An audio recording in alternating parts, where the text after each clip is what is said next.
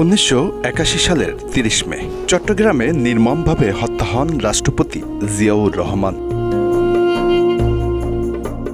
তার স্ত্রী খালেদা জিয়া তখন ছিলেন নিছক একজন গৃহবধূ। 2 শিশু সন্তানকে নিয়ে ঢাকা সেনানিবাসে তার জীবন ছিল ঘর সংসার কেন্দ্রিক। কিন্তু সেই এক হত্যাকাণ্ড পাল্টে দিল তার জীবন এবং বাংলাদেশের ইতিহাস। রাজনৈতিক দল হিসেবে বিএনপি তখন বিপর্যস্ত এবং দিশেহারা। জিয়াউর রহমান পরবর্তী দলের হাল কে ধরবেন সেটি নিয়ে নানা আলোচনা চলতে থাকে।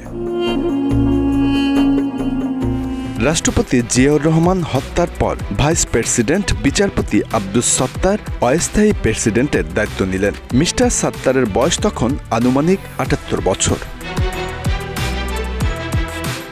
তখনকার রাজনীতিতে মিস্টার সত্তারকে একজন বৃদ্ধ এবং দুর্বল চিত্তের ব্যক্তি হিসাবে মনে করা হতো, আর এ কারণে তৎকালীন সামরিক বাহিনীর ঊর্ধ্বতন কর্মকর্তারা মিস্টার সত্তারকে পছন্দ করতেন। কারণ তারা জানতেন মিস্টার সত্তার রাজনৈতিকভাবে দক্ষ নন, শারীরিকভাবেও দুর্বল। তখন দলের একটি অংশ চেয়েছিল কাউন্সিলের মাধ্যমে নেতৃত্বের কাঠামো ঠিক করা হোক, কিন্তু অপর আরেকটি অংশ যারা রাষ্ট্রপতি আব্দুস সত্তারের সরকারে ছিলেন তারা সেটির বিরোধিতা করেন। প্রয়াত বিএনপি নেতা মওদুদ আহমেদ তার চলমান ইতিহাস জীবনের কিছু সময় কিছু কথা বইতে লিখেছেন, সামরিক এবং শাসক চক্রের জন্য সবচেয়ে বড় ভয় ছিল খালেদা জিয়াকে নিয়ে। কারণ প্রেসিডেন্ট পদপ্রার্থী হবার জন্য খালেদা জিয়াই সে সময় সবচেয়ে শক্তিশালী ব্যক্তি হতে পারতেন, কিন্তু তড়িঘড়ি করে প্রেসিডেন্ট পদের জন্য আব্দুস সত্তারের মনোনয়ন চূড়ান্ত করা হলো। তৎকালীন সেনাপ্রধান জেনারেল এইচ.এম. এরশাদ চেয়েছিলেন মিস্টার সত্তার প্রেসিডেন্ট হোক। বিষয়টি নিয়ে তখনকার বিএনপিতে মতভেদ দেখা দেয়, কিন্তু তাতে লাভ হয়নি। শেষ পর্যন্ত সেনাপ্রধানের ইচ্ছে অনুযায়ী কাজ হয়েছে। মওদুদ আহমেদ লিখেছেন, বেগম জিয়া যদি প্রতিদ্বন্দ্বী হতে চাইতেন তাহলে অন্য কারো প্রার্থী হওয়ার তখন আর প্রশ্ন উঠত না। জিয়াউর রহমান যখন রাষ্ট্র ক্ষমতায় ছিলেন তখন খালেদা জিয়াকে প্রকাশ্যে খুব একটা দেখা যেত না। খালেদা জিয়া যখন রাজনীতিতে আসেন সেটা অনেককে চমকে দিয়েছিল। বিচারপতি আব্দুস সত্তারের বার্ধক্য এবং দল পরিচালনা নিয়ে অসন্তোষের কারণে তৎকালীন বিএনপির একাংশ খালেদা জিয়াকে রাজনীতিতে আনার পরিকল্পনা করেন, কিন্তু রাজনীতির প্রতি খালেদা জিয়ার তেমন কোনো আগ্রহ ছিল না। রাজনৈতিক পর্যবেক্ষকদের মতে এর কয়েকটি কারণ ছিল। প্রথমত, জিয়াউর রহমানের হত্যাকাণ্ড তার মনে গভীর দাগ কেটেছিল এবং তিনি মানসিকভাবে সে ধকল কাটিয়ে উঠতে পারছিলেন না। দ্বিতীয় কারণটি হল খালেদা জিয়ার রাজনীতিতে আসার ব্যাপারে পরিবারের দিক থেকে তেমন কোনো উৎসাহ ছিল না। তাছাড়া রাজনৈতিক ভাগ্য তাকে কোথায় টেনে নিয়ে যায় সেটি নিয়েও হয়তো খালেদা জিয়ার মনে চিন্তা ছিল। এ সময় দলের নেতাকর্মীরা রাজনীতিতে আসার জন্য দিনের পর দিন খালেদা জিয়াকে বোঝানোর চেষ্টা করেন। তিনি দলের হাল না ধরলে দল টিকবে না বলেও অনেকে বলেন। দলকে ঐক্যবদ্ধ রাখার জন্য আপোষ ফর্মুলা হিসেবে খালেদা জিয়াকে বেছে নেওয়া হয়। অন্যদিকে খালেদা জিয়ার রাজনীতিতে আসার বিষয়ে তৎকালীন সেনাপ্রধান এইচ.এম. এরশাদের মনে ভয় ছিল, কারণ মিস্টার এরশাদ যেহেতু ক্ষমতা দখলের দীর্ঘ পরিকল্পনা নিয়ে এগিয়ে যাচ্ছিলেন, তখন ভাবছিলেন যে খালেদা জিয়া রাজনীতিতে আসলে পরিস্থিতি সামলানো তার জন্য কঠিন হয়ে যাবে।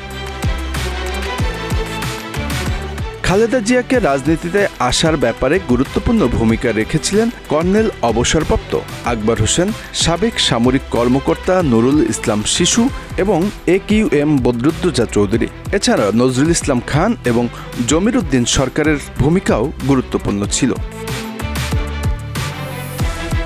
বিএনপির ওয়েবসাইটের দেয়া তথ্য অনুযায়ী 1982 সালের 3রা জানুয়ারি একজন রাজনৈতিক কর্মী হিসাবে খালেদা জিয়া আত্মপ্রকাশ করেন।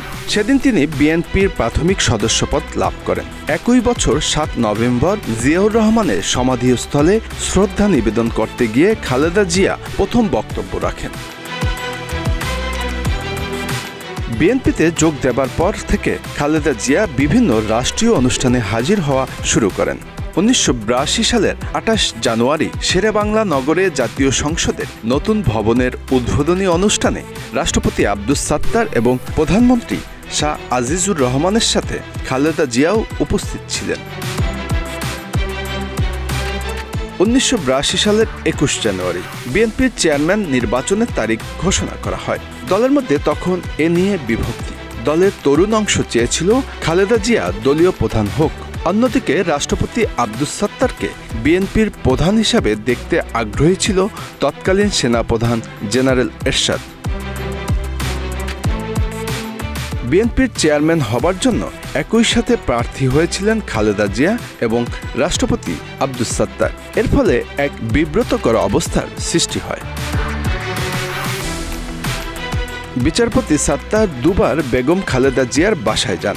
বেগম খালেদা জিয়া তাকে তরুণ নেতৃত্বের মনোভাবের কথা জানায়। এ সময় বিচারপতি সাত্তার বেগম খালেদা জিয়াকে দলের সহসভাপতির পদ এবং দেশের ভাইস প্রেসিডেন্ট হিসাবে দায়িত্ব গ্রহণের অনুরোধ জানান, কিন্তু বেগম জিয়া ব্যক্তিগত কারণে তা গ্রহণ করেননি। অবশেষে বিচারপতি সাত্তারের সাথে দীর্ঘ আলোচনার পর বেগম খালেদা জিয়া চেয়ারম্যান পদ থেকে তার প্রার্থী পদ প্রত্যাহার করার সিদ্ধান্ত নেন। 1982 সালের 24শে মার্চ তৎকালীন সেনাপ্রধান HM এরশাদ এক সামরিক অভ্যুত্থানের মাধ্যমে রাষ্ট্রপতি আব্দুস সাত্তারকে ক্ষমতাচ্যুত করেন। এরপর রাজনীতিতে মিস্টার সাত্তারের আর কোনো মূল্য থাকেনি। তিনি বার্ধক্য, অসুস্থতা এবং নিষ্ক্রিয়তার কারণে দল থেকে আড়ালে পড়ে যান। মিস্টার সাত্তার আনুষ্ঠানিকভাবে বিএনপির চেয়ারম্যান থাকলেও দল পরিচালনায় খালেদা জিয়ার প্রভাব বাড়তে থাকে। 1983 সালের মার্চ মাস খালেদা জিয়া দলের সিনিয়র ভাইস চেয়ারম্যান হন এবং এপ্রিল মাসের প্রথমে বিএনপির এক বর্ধিত সভায় তিনি ভাষণ দেন, কিন্তু তৎকালীন বিএনপির কিছু নেতা সেটি পছন্দ করেননি। বিএনপির সেই অংশটি ভিন্ন আরেকটি জায়গায় বৈঠকের আয়োজন করেন। সিনিয়র ভাইস চেয়ারম্যান হিসেবে দায়িত্ব পালনের কয়েক মাস পরেই খালেদা জিয়া দলের ভারপ্রাপ্ত চেয়ারম্যান হন। এ সময় এরশাদ বিরোধী আন্দোলনে সক্রিয় হয়ে ওঠেন তিনি। এরপর 1984 সালে 10ই মে খালেদা জিয়া বিএনপির চেয়ারম্যান নির্বাচিত হন।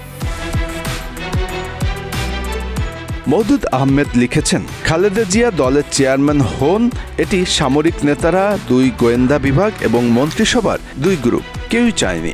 প্রভুদের এবং নিজেদের স্বার্থ রক্ষার জন্য প্রধানমন্ত্রী শাহ আজিজ অনেকটা জোর করেই বিচারপতি সাত্তারকে দিয়ে মনোনয়নপত্রে সই করান।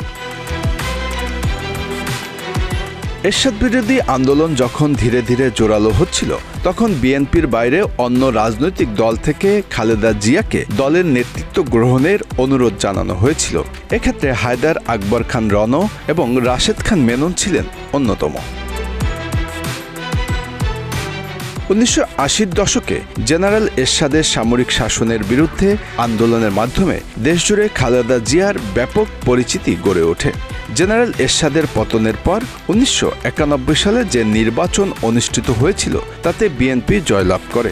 রাজনীতিতে আসা 10 বছরের মধ্যেই প্রধানমন্ত্রী হন খালেদা জিয়া। এরশাদ বিরোধী আন্দোলনের সময় তাকে কয়েকবার আটক করা হলেও আন্দোলন থেকে সরে যাননি বিএনপি চেয়ারপারসন। খালেদা জিয়া তার রাজনৈতিক জীবনে যতগুলো নির্বাচনে অংশ নিয়েছেন তার সবগুলোতে জয়লাভ করেছেন। খালেদা জিয়ার শাসনামল 1991 থেকে 96 এবং 2001 থেকে 2006 এই 2 ভাগে ভাগ করেন অনেক রাজনৈতিক পর্যবেক্ষক। 2001 সালে ক্ষমতাসীন হবার পর থেকে খালেদা জিয়ার সরকার একের পর এক বিতর্কের মুখে পড়ে। সেই বিতর্ক থেকে তার দল ও সরকার আর বেরিয়ে আসতে পারেননি।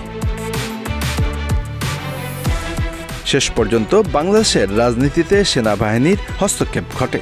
2008 সালের নির্বাচনে খালেদা জিয়ার দল বিএনপির ব্যাপক ভরাডুবি হয়। এরপর থেকে দলটি রাজনৈতিকভাবে আর ঘুরে দাঁড়াতে পারেনি। Bangla affairs news desk.